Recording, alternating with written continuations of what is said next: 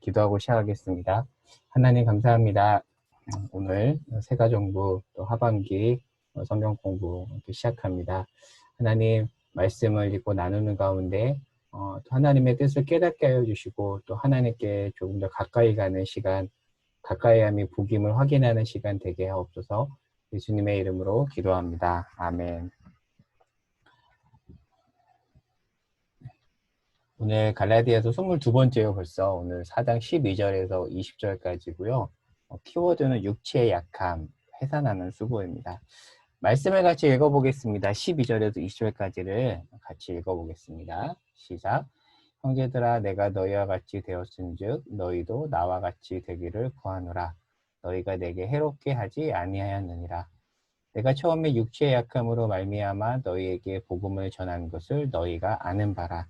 너희를 시험하는 것이 내 육체에 있으되 이것을 너희가 업신여기지도 아니하며 버리지도 아니하고 오직 나를 하나님의 천사와 같이 또는 그리스도 예수와 같이 영접하였도다. 너희의 복이 지금 어디 있느냐? 내가 너희에게 증언하노니 너희가 할 수만 있었더라면 너희의 눈이라도 빼어 나에게 주었으리라. 그런즉 내가 너희에게 참된 말을 함으로 원수가 되었느냐? 그들이 너희에게 대하여 열심내는 것은 좋은 뜻이 아니요 오직 너희를 이간시켜 너희로 그들에게 대하여 열심을 내게 하려 함이라.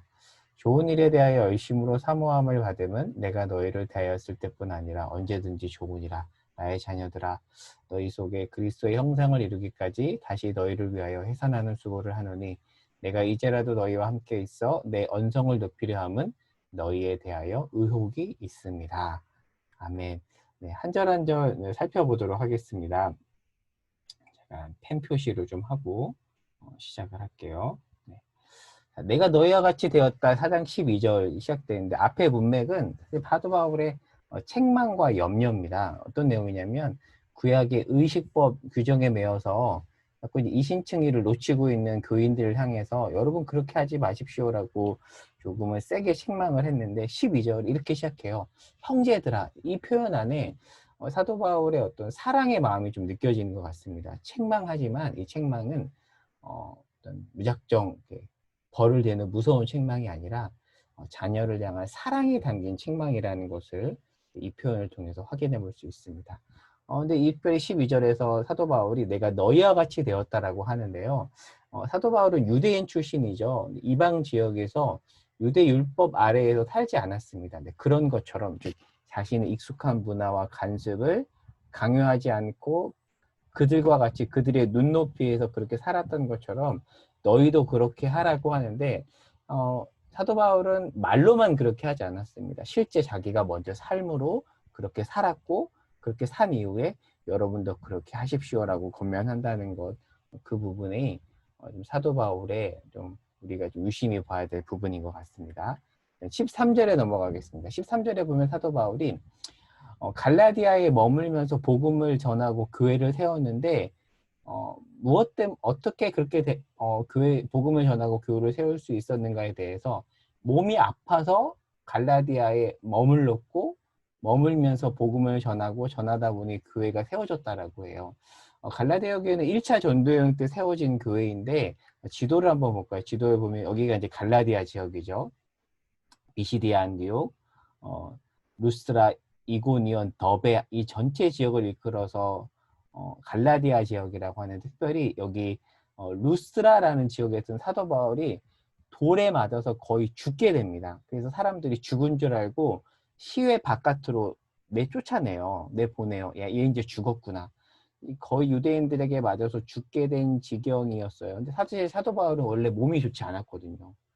좋지 않은 데다가 심하게 돌에 맞았으니 건강상에 굉장히 큰 위협이 있었겠죠. 그런데 그 건강 문제 때문에 다른 곳으로 가지 못하면서 갈라디아에 오래 머물렀습니다. 오래 머물다 보니 복음을 전했고 전하다 보니까 교회가 세워졌는데 물론 루스드라 사람들은 사도 바울을 굉장히 경멸하고 돌로 쳤지만 이때 갈라디아 교인이 된 이 사람들은 바울을 해롭게 대하지 않았다라고 12절에서 이야기해요. 해롭게 대하지 않았습니다. 감사한 일이죠.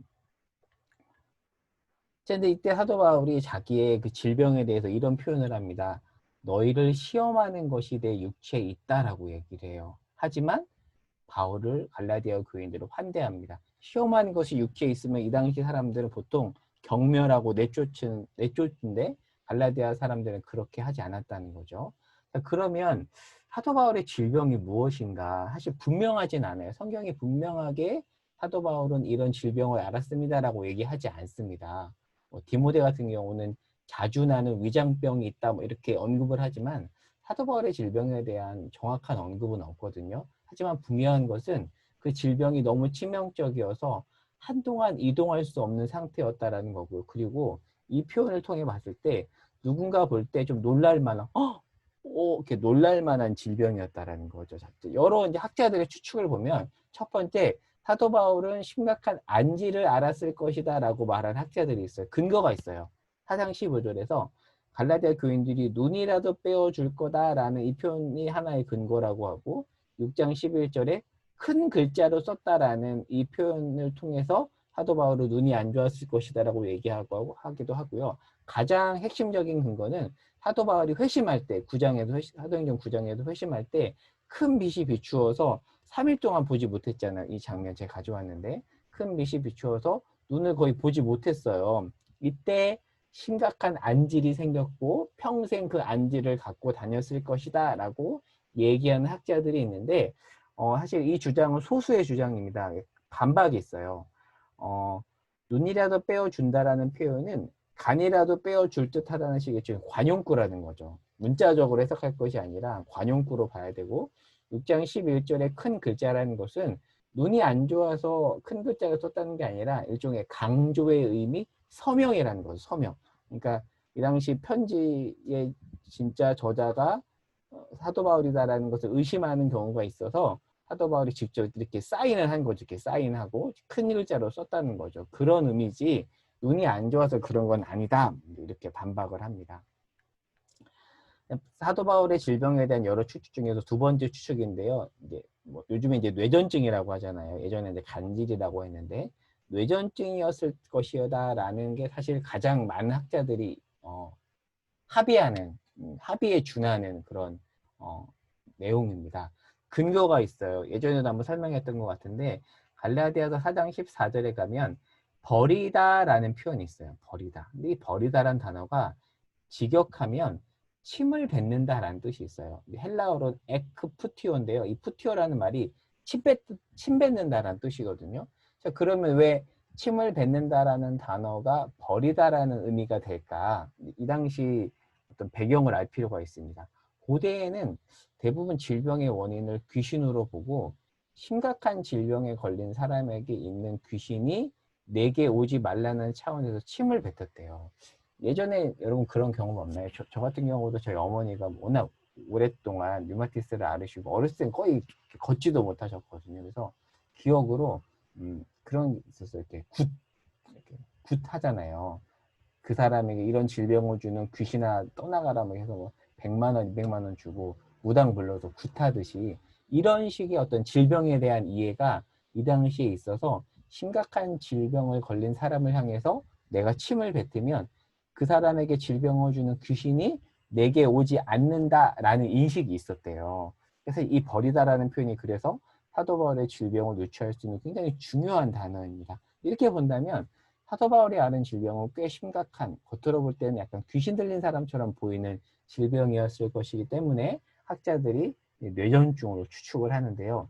또 다른 근거가 고린도서 10장 10절에 나옵니다. 사도 바울은 몸도 약하고 말도 시원하지 않다고요. 그러니까 이 고린도 교회에 있는 대적들이 사도 바울을 공격할 때 바울은 글은 잘 쓰는데 말이 안 좋아.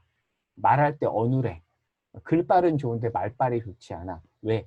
건강하지 못했기 때문에. 그러니까 왜 말을 못하도록 했을까? 아마도 뇌전증이었다면 설교하다가 갑자기 쓰러지기도 하고 이렇게 거품을 물기도 하고 그랬던 적이 많았을 것 같아요.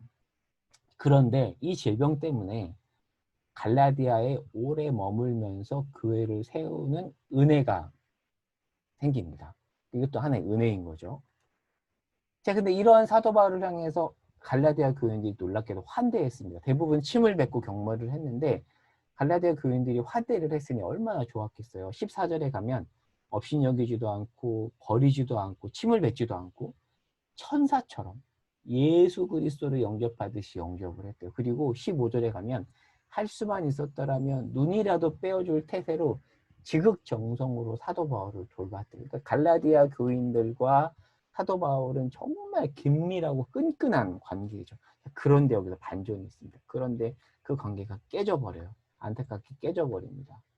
사도 바울이 15절에서 이렇게 얘기합니다. 너희의 복이 지금 어디 있냐라고 하는데, 여기서 말하는 복은 감격이라고 번역하면 조금 더 적절해요. 너희의 감격이 어디 있냐. 이 감격은 뭘까요? 처음 바울로부터 예수 그리스도에 관한 복음을 들었을 때 생긴 그 감격이잖아요. 우리가 사실 예수님 처음 믿었을 때 있었던 그 감격 있잖아요. 그 감격. 근데 그 감격을 이들이 잃어버린 거예요.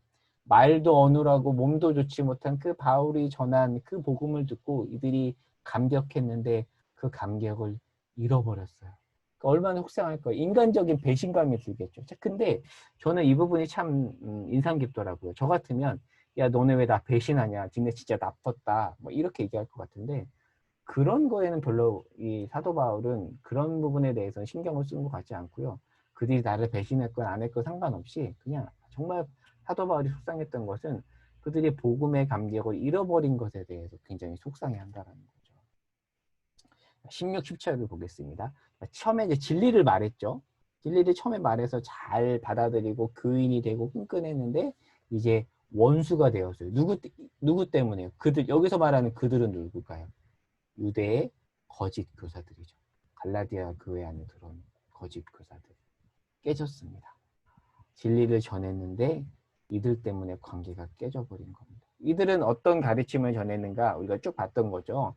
구약 의식법을 지켜야 구원받는다는 행위 구원론적인 얘기들을 했고, 그리고 바울의 가르침을 어그러뜨리면서 이간질 시켰습니다. 관계가 깨져버린 거. 하지만 사도 바울은 계속해서 초점을 자기와 갈라디아 교인들의 관계가 깨진 것에 초점을 두지 않고, 그것 때문에 그들이 하나님과의 관계에 깨진 것 때문에 속상해하고 여기에 포커스를 둔다라는 거죠. 여기에 포커스를. 그들의 잘못된 열심에 대해서 얘기합니다. 그러니까 굉장히 열심히 이간질 시켰던 것 같아요. 정말 열심히. 그래서 사도 바울이 이렇게 얘기해요. 좋은 뜻으로 열심을 내는 건 좋지만, 좋은 거지만, 근데 이들은 잘못된 방향으로 열심을 냈던 거죠. 그래서 사실 열심 자체가 나쁜 건 아니에요. 그렇죠. 바른 열심은 중요합니다. 근데 이제 열심이라는 단어가 사실 이제 열정이라는 단어로도 번역이 가능한데요. 열정을 타는 단어, 또 다른 단어, 패션도 있지만, enthusiasm이라는 단어 있잖아요. 근데 이 단어가, 직역을 하면, n이 뭐뭐 아닌데요. 이게, 이 단어는 이제 헬라어로 테오스, 하나님을 뜻하는 단어에서 왔습니다. 그러니까, 이 단어를 직역하면 하나님 안에서 인간. 그러니까 사실 진짜 바른 열심은 하나님 안에 있을 때 생기는 거잖아요. 근데 사실 이 거짓 교사들의 열심은 하나님을 벗어난 잘못된 방향에서 온 열심이었다라는 거. 그래서 우리가 이런 적용 질문 해볼 수 있을 것 같아요. 우리에게 열심이 있을 수 있는데 이 나의 열심의 근원이 어디에 있는가? 저도 사실 사역자로서 늘 질문해요. 내가 뭔가 열심히 하는데 내가 왜 열심히 하는가? 그 안에 뭐 나를 드러낸다거나 뭔가 잘못된 동기를 가지고 열심을 낸다면 그거는 아니다. 아니 그런 생각들을 하고 돌아볼 때가 참 많이 있거든요. 이 말씀을 통해서 그 부분을 생각해 볼 수 있겠죠. 자, 이제 마무리 쪽으로 갑니다. 여러분, 지금 여러분이 사도 바울이라면 얼마나 속상하겠어요. 저 같으면 너무 속상할 것 같아요. 갈라디아 교인들이 너무 믿고 진짜 속상할 것 같은데 저는 이 표현이 너무 놀랍더라고요. 바울이 이렇게 얘기해요. 나의 자녀들아라고. 야, 이 왼수들아라고 하지 않고요. 내 자녀들아. 그리고 이렇게 말해요. 너희를 위해 다시 해산하는 수고를 하겠다라고 얘기해요. 참 사도 바울 참 너무 참 그렇습니다. 처음부터 사이가 나쁜 관계가 아니라 좋은 관계였다 틀어지면 더 속상하잖아요. 그렇지 않나요? 처음부터 뭐 좋은 관계가 아니었으면 관계가 뭐 나빠져도 크게 신경 쓰지 않는데 좋은 관계였다 틀어지면 너무 속상하잖아요. 극심한 패닉 상태에 빠질 수 있는데 그리고 지금 사도 바울은 몸도 좋지 않잖아요. 거리를 두는 게 낫잖아요. 여러분이 지금 사도 바울의 친구라면 바울에게 뭐라고 조언하시겠어요? 바울아, 야 그냥 좀 피해 있어. 야 걔네 나쁜 놈이네. 좀 피해. 물론 어느 정도 공감은 해줘야겠지만 근데 사도 바울은 내 자녀들아, 내가 다시 너희를 위해서 해산하는 수고를 하겠다라고 이야기합니다. ESV 스터디 바울 설명을 읽어볼게요. 자녀들처럼 아직 성장하지 않았고 거의 다시 낳아야 할 지경이래요. 다시 그들에 대한 바울의 검증은 출산의 고통처럼 고통스럽다. 고통스럽지만 사실 이 고통 이면에는 이 사랑이 있는 거예요. 사랑하면 아파요. 사랑하면 염려하고요. 아픕니다. 그러한 사랑을 여기서 우리는 볼 수가 있습니다.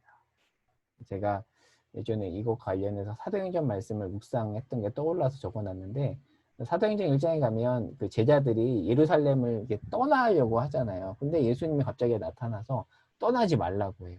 예수님을 죽였고 두려운 장소인 그 예루살렘을 하나님께서 떠나지 말라고 합니다. 제가 이 말씀을 묵상하면서 적어놓은 글이에요. 하나님이 떠나지 말라는 자리도 있다. 나에게 그런 자리가 있다. 다시 해산한 수고를 감당하라고 한다. 해야겠다. 제가 예전에 이 말씀 묵상하면서 제가 처한 자리에서 내가 어떻게 해야 될지에 대해서 고민하며 적은 글을 간단하게 옮겨와 봤는데 한번 나중에 읽어보시면 좋을 것 같고요. 이제 마지막 절입니다. 4장 20절 마지막인데 개역개정 번역은 조금 아쉬워요. 개역개정에 보면 20절에 이렇게 돼 있잖아요. 내가 이제라도 너희와 함께 있어 내 언성을 높이려 함은 너희에 대한 의혹이 있다. 이게 확 와닿지 않거든요. 여기서 언성을 높이다라는 것은 어조를 바꾼다라고 번역하는 게 적절해요. 영어 성경들은 대부분 change my tone이라고 번역하거든요. 그러니까 막 언성을 막 높였다가 근데 언성을 이제 좀 낮춰서 여러분 바로 옆에서 여러분과 대화하고 싶다라는 겁니다. 언성을 높여서 편주로 얘기했다가 이제는 언성을 낮춰서 그들 바로 옆에서 이야기하고 싶은 거죠. 왜 그랬을까요? 너무나도 사랑하기 때문에. 마음을 가라앉히고 이야기 싶어하는 바울의 마음이 이 구절에 담겨 있는데 여기서 의혹이 있다는 것도 조금 번역이 아쉬워요. 그러니까 당황스럽다 이렇게 좀 번역하면 좀 적절할 것 같고요. 교인들이 복음을 떠나게 될까봐 안절부절 못하는 바울의 마음이 담겨 있습니다. 나를 배신해서 속상해서 당황하는 게 아니라 이유는 하나예요. 당황스러운 이유는 교인들이 복음을 떠나게 될까봐 그 하나 때문에 사도 바울은 안타까워하고 당황스러워합니다. 제가 이렇게 적어놨죠. 내 제자가 아닌 그리스도의 제자. 바울에게 갈라디아 교인들은 바울 라인이 아니에요. 뭐 누구 라인 하잖아요. 바울 라인이 아니라 그들은 그리스도의 제자였습니다. 바울이 배신감을 느끼지 않은 것은 내 편에서 상대편으로 가서 인간적으로 속상한 마음이 들었던 것 때문이 아니라 그냥 그들이 그리스도를 떠나는 것에 대한 안타까운 마음 때문에 아파했던 거죠. 자기 사람이 되지 않은 것 때문에 아파하는 것이 아니라 복음 때문에 아파하는 사도 바울을 통해서 저도 이 부분을 통해서 많은 생각을 하게 되었습니다. 네, 이제 정리하면서 질문 2가지 적어봤는데요. 첫 번째 소그룹 나눈 질문입니다. 내가 바울이었다면 갈라디아 교인들의 그 배신하는 그 태도를 보고 어떤 반응을 했을까 한번 나눠보시면 좋을 것 같고, 두 번째는 몸도 약하고 인간적 배신감을 느꼈지만 바울은 다시 해산하는 수고를 한다고 했잖아요. 다시 그 자리에 돌아가 하나님의 마음으로 맡은 바 역할을 감당하는데 이것을 보면서 도전받은 내용이 있다라면 한번 나누어 보시면 좋을 것 같습니다. 오늘의 성경 공부 내용은 여기까지 하고요. 그리고 이어서 바로 소그룹 나눔 하도록 하겠습니다.